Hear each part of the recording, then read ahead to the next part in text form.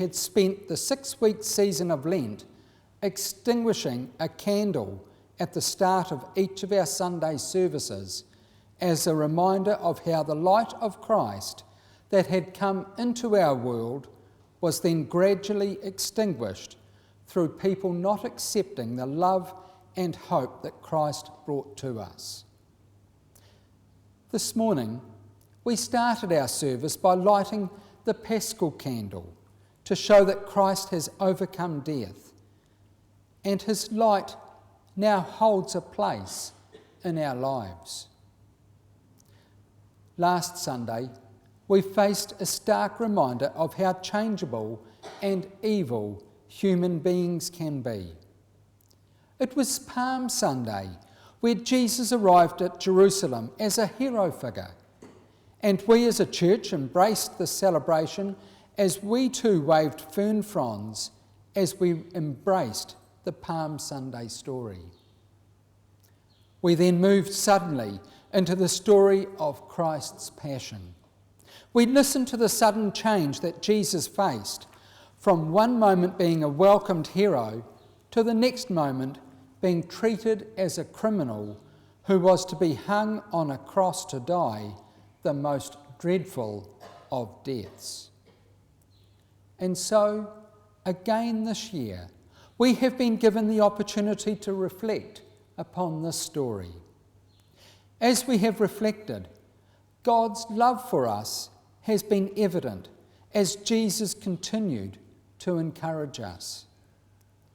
On Maundy Thursday, Jesus helped us to enter into the spirit of caring and love through washing each other's feet, just as Jesus had washed his disciples' feet in preparation for the Passover meal all those years ago. And we too embraced this feast. We were treated to a meal together and reflected and prayed around the theme that Jesus and his first followers would have followed. And we held Eucharist together as we embraced the sacramental action of eating Christ's body and drinking his blood through the instruction that Jesus gave us to eat bread and drink wine to remember him. Then, as evening moved into night, we could have been forgiven that we were left without hope as we stripped our church and saw the Christ candle extinguished and darkness spread over our church.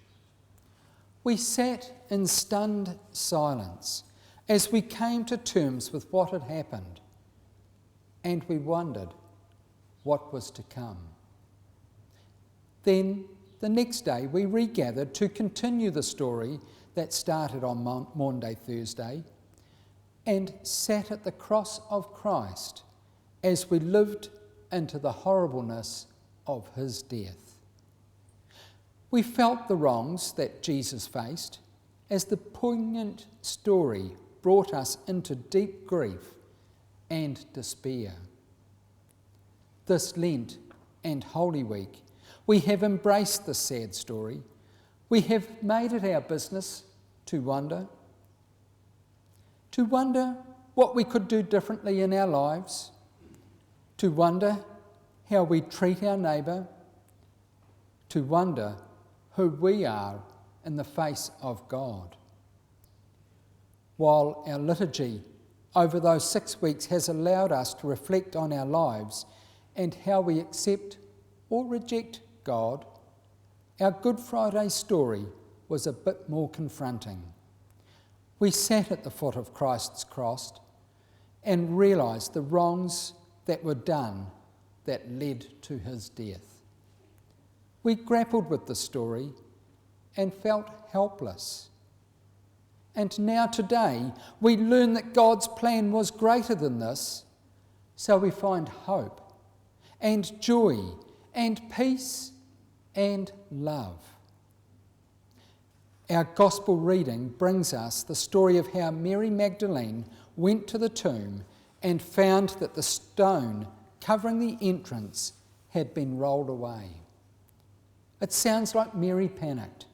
Mary ran to Simon Peter and the other disciple whom Jesus loved and shared her observations with them. They then ran and found the same, and then cautiously entered to find the linen cloths used to cover Jesus lying there. This view allowed the two disciples to believe. We often hear about doubting Thomas, who wouldn't believe that Jesus had been raised from the dead until he touched his hands and his feet. But these two also doubted Mary's words and had to see that Jesus was gone before they would believe. They needed proof to appreciate what Jesus had been teaching them in the lead up to the crucifixion, that he would be raised. Today, we can again shout for joy with the words, Alleluia, Christ is risen. He is risen indeed. Alleluia. Because we know that Christ is risen, we can believe in God's power and love. And so this Easter, may we find ourselves embracing the story as a reminder of the lives that we are invited to live. Many of us experience difficulties. Sometimes they occur over a long period of time. Other times, difficulties present themselves instantly.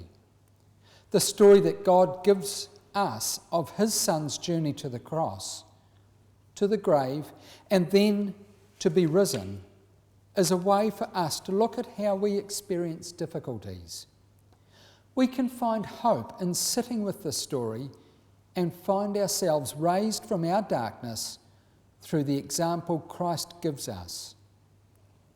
We too can be resurrected out of our darkness, but it might take more than just 3 days. This is hope. This morning, our story of Christ's resurrection is an invitation into a new way of being that helps us to find peace amidst the challenges, light in our darkness, and hope that will stay with us through into all eternity. This morning, I believe we need this story.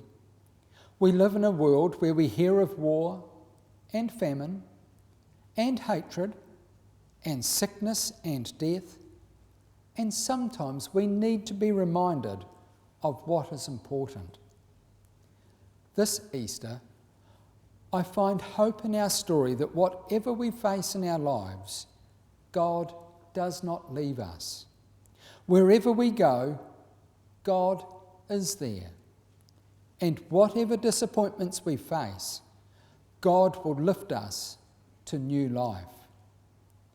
Today, I think we are being invited to live into our faith, a faith that God invites us to share in as we find courage to face our changing world, face our fears and worries, to face our God. May we go from this church today as a changed people. May we hold on to the story Christ has given us, and may we find a path beyond the cross while forever remembering what it is that God has done for us. Alleluia! Christ is risen. He is risen indeed. Alleluia!